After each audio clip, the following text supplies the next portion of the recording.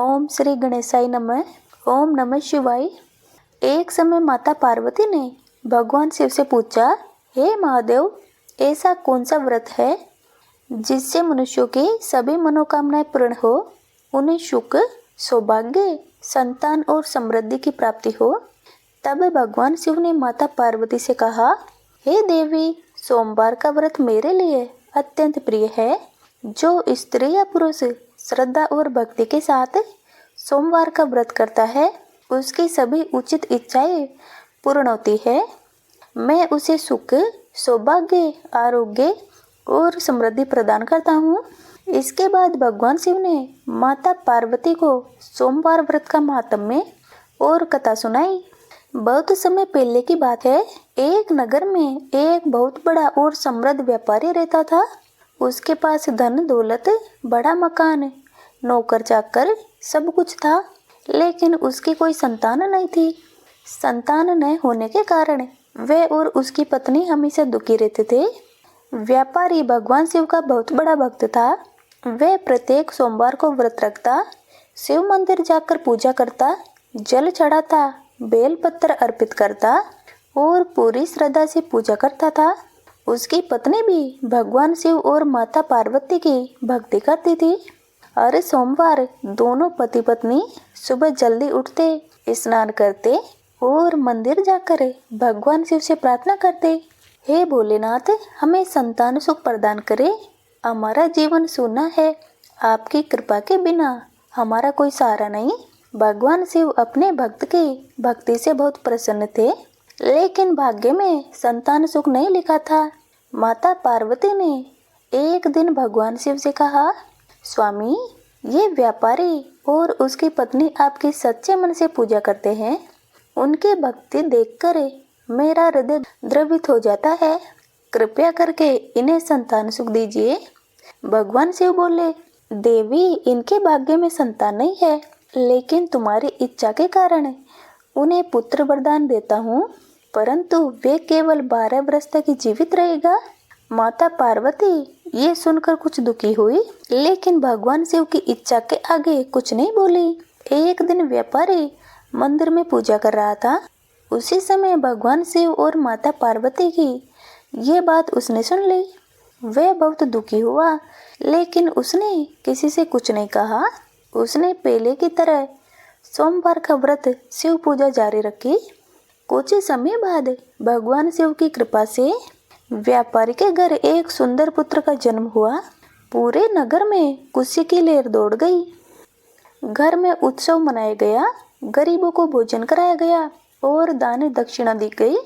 लेकिन व्यापारी के मन में हमेशा ये चिंता बनी रहती कि उसका पुत्र केवल 12 वर्ष तक ही जीवित रहेगा। वह हर दिन भगवान शिव से प्रार्थना करता कि किसी तरह उसके पुत्र की आयु बढ़ जाए। बालक धीरे धीरे बड़ा होने लगा। वह बहुत बुद्धिमान, सुंदर और विनम्र था। उसे देखकर सभी प्रसन्न होते थे। जब वह 11 वर्ष का हुआ तो व्यापारी ने सोचा कि अब इसे शिक्षा के लिए काशी भेज देना चाहिए।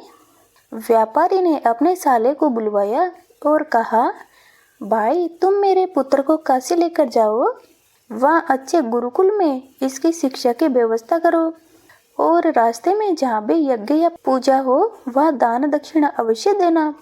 व्यापारी का साला बालक को लेकर काशी की ओर चल पड़ा। रास्ते में वे जहाँ भी रुकते, गरीबों को भोजन कराते और ब्राह्मणों को दान देते। एक दिन वे एक नगर में पहुंचे। उस नगर के राजा की कन्या का विवाह था। राजकुमार जो बारात लेकर आया था, वे एक आंख से काना था। राजकुमार के पिता को डर था कि यदि राजकुमारी ने राजकुमार को देख लिया तो विवाह से मना कर देगी। तभी उनकी नज़र व्यापारी के सुंदर पुत्र पर पड़ी। उन्होंने सोचा कि कुछ समय के लिए इसे बालक को दूल्हा बनाकर मंडप में बैठा देते हैं। विवाह के बाद इसे विदा कर देंगे और असली राजकुमार को राजकुमारी के पास भेज देंगे।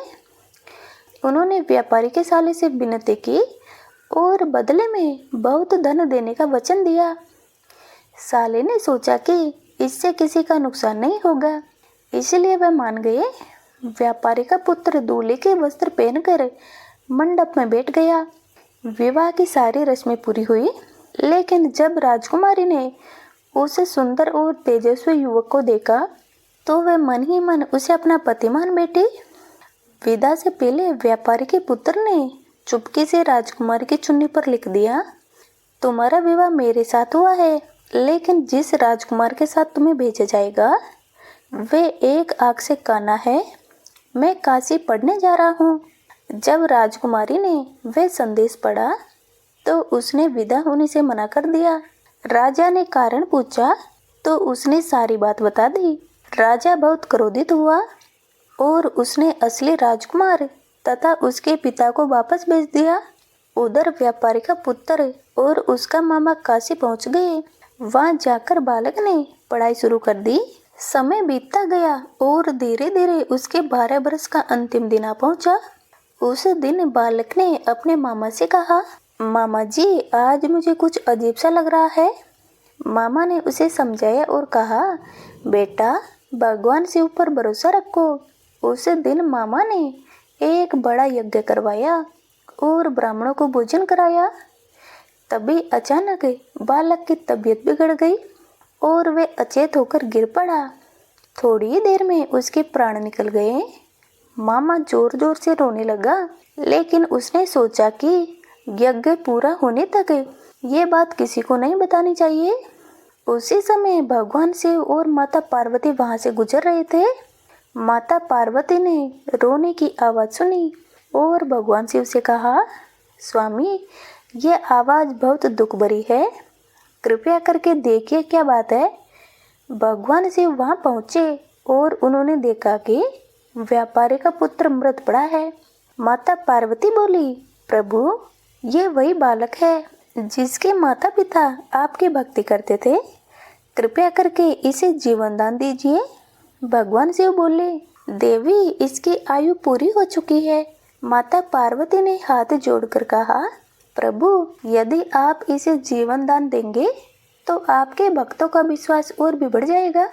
भगवान शिव अपने भक्तों पर बहुत दयालु है। भगवान शिव अपने भक्तों पर बहुत दयालु है। उन्होंने बालक को आशीर्वाद दिया और वह तुरंत जीवित हो उठा। बालक ने आंखें खोल ली और भगवान शिव के चरणों में गिर पड़ा। मामा की खुशी का ठिकाना नहीं रहा। उसने भगवान शिव की खूब स्तुति की। कुछ समय बाद शिक्षा पूरी करके बालक अपने मामा के साथ घर लौटने लगा। रास्ते में वे उसी नगर में पहुंचे जहां राजकुमारी रहती थी। राजा ने जब उस युवक को देखा तो तुरंत पहचान लिया। उसने बड़े आदर के साथ उसका स्वागत किया और अपनी पुत्री को उसके साथ विदा कर दिया। उधर व्यापारी और उसकी पत्नी अपने पुत्र के वियोग में बहुत दुखी थे। उन्होंने भोजन जल त्याग दिया और दिन रात भगवान शिव का नाम जपते रहते थे। एक दिन अचानक उन्होंने देखा कि उनका पुत्र अपनी पत्नी के साथ घर लौट आया है। दोनों की खुशी का ठिकाना नहीं रहा। उन्होंने भगवान शिव का लाख लाख धन्यवाद दिया। व्यापारी ने पूरे नगर में उत्सव मनाया, गरीबों को भोजन कराया गया, मंदिरों में दान दिया गया और भगवान शिव की विशेष पूजा की गई। उस दिन से पूरे नगर में सोमवार व्रत का महत्व और भी बढ़ गया। लोग श्रद्धा से सोमवार का व्रत करने लगे। एक समय पहले एक गरीब ब्राह्मण दंपति रहता था। वे बहुत धार्मिक थे, लेकिन अत्यंत गरीब थे। घर में खाने तक के लिए अन्न नहीं होता था। ब्राह्मणी हर सोमवार भगवान शिव का व्रत रखती थी। वह सुबह नदी में स्नान करती, मिट्टी से शिवलिंग बनाती और पूरे मन से पूजा करती। एक दिन उसने भगवान शिव से कहा, हे महादेव, हमारे पास धन नहीं है, लेकिन आपकी भक्ति ही हमारा सबसे बड़ा धन है। भगवान शिव उसकी सच्ची भक्ति से बहुत प्रसन्न हुए। उसी रात ब्राह्मणी को सपन में दर्शन देकर बोले, बेटी कल सुबह तुम्हारे घर के सामने जो वृद्ध साधु आएगा उसका आदर करना, तुम्हारे सारे दुख दूर हो जाएंगे। अगली सुबह सचमुच एक साधु उनके घर आया। ब्राह्मणी ने बड़े प्रेम से उसे भोजन कराया। साधु बहुत प्रसन्न हुआ और जाते समय बोला, तुम्हारे घर कभी अन्न और धन की कमी नहीं होगी। धीरे धीरे उस ब्राह्मण परिवार की गरीबी दूर होने लगी। उनके घर में सुख समृद्धि आने लगी। लेकिन धन आने के बाद ब्राह्मण घमंडी हो गया। उसने पूजा पाठ छोड़ दिया। ब्राह्मणी उसे समझाती, ये सब भगवान शिव की कृपा है, हमें कभी उनकी भक्ति नहीं छोड़नी चाहिए। लेकिन ब्राह्मण उसकी बातें नहीं मानता था। एक दिन अचानक उनके घर में आग लग गई और सारा धन जलकर राख हो गया। ब्राह्मण बहुत दुखी हुआ। तब उसे अपनी गलती का एहसास हुआ। वह अपनी पत्नी के साथ शिव मंदिर गया और भगवान से क्षमा मांगने लगा। भगवान शिव ने उनकी सच्ची पश्चाताप देखकर उसे फिर से सुख समृद्धि प्रदान की। तभी से कहा जाता है कि जो व्यक्ति श्रद्धा और विश्वास से सोमवार का व्रत करता है, भगवान शिव उनके सारे दुख दूर कर देते हैं। सोमवार व्रत की विधि। सोमवार के दिन सुबह जल्दी उठकर स्नान करें, साफ वस्त्र पहनकर भगवान शिव की पूजा करें, शिवलिंग पर जल, दूध, बेलपत्र, धतूरा और अक्षत चढ़ाए, ओम नमः शिवाय मंत्र का जाप करें, सोमवार व्रत कथा सुने, दिन भर सात्विक भोजन करें या फलाहार ले, शाम को शिव आरती करें। अब सुनिए भगवान शिव की आरती। ओम जय शिव ओमकारा, स्वामी जय शिव ओमकारा, ब्रह्मा विष्णु सदा शिव अर्धांगी धारा। ओम जय शिव ओमकारा, एकानन चतुरानन पंचानन राजे, स्वामी पंचानन राजे, हंसासन गरुड़ासन वृषभाहन साजे। ओम जय शिव ओमकारा, दो भुज चार चतुर्भुज, 10 भुजे अति सोहे, स्वामी 10 भुजे अति सोहे, तीनों रूप निरखता त्रिभुवन मन मोहे। ओम जय शिव ओमकारा, अक्षमाला वनमाला रुंडमाला धारी, स्वामी रुंडमाला धारी, त्रिपुरारी चमुरारी कर कमलाधारी। ओम जय शिव ओमकारा, श्वेतांबर पीतांबर बागांबर अंगे, स्वामी बागांबर अंगे, सनकादिक गरुड़ादिक भूतादिक संगे। ओम जय शिव ओमकारा, करके मध्य सुख मंडल चक्र त्रिशूलधारी, स्वामी चक्र त्रिशूलधारी, सुखकारी दुखहारी जग पालनकारी। ओम जय शिव ओमकारा, ब्रह्मा विष्णु सदा शिव जानते अविवेका, स्वामी जानते अविवेका, प्रणवाक्षर के मध्य ये तीनों एका। ओम जय शिव ओमकारा, त्रिगुण स्वामी जी की आरती जो कोई नर गावे, स्वामी जो कोई नर गावे, कहते शिवानंद स्वामी सुख संपत्ति पावे। ओम जय शिव ओमकारा। माता पार्वती ने ये पवित्र कथा भगवान कार्तिकेय को सुनाई। भगवान कार्तिकेय ने इसे आगे नंदीश्वर को बताया। नंदीश्वर ने ऋषि मुनियों को सुनाया और ऋषि मुनियों ने लोक कल्याण के लिए इस कथा का प्रचार किया।